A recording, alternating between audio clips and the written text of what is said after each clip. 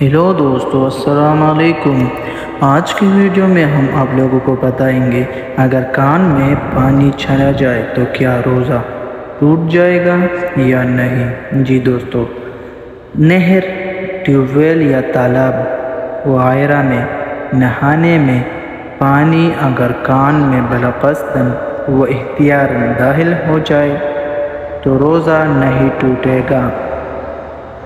البتہ اگر بالقصد پانی داخل کیا جائے تو اس میں فساد و عدم فساد دونوں قولوں کو ترجیح دی گئی ہے۔ احتیاطاً فساد والے قول پر عمل کرنا چاہیے۔ شکریہ دوستوں، اگر ویڈیو اچھی لگی ہو تو اگلی ویڈیو کے لیے ہمارے یوٹیوب چینل کو ضرور سبسکرائب کر دیجیے۔ اللہ حافظ۔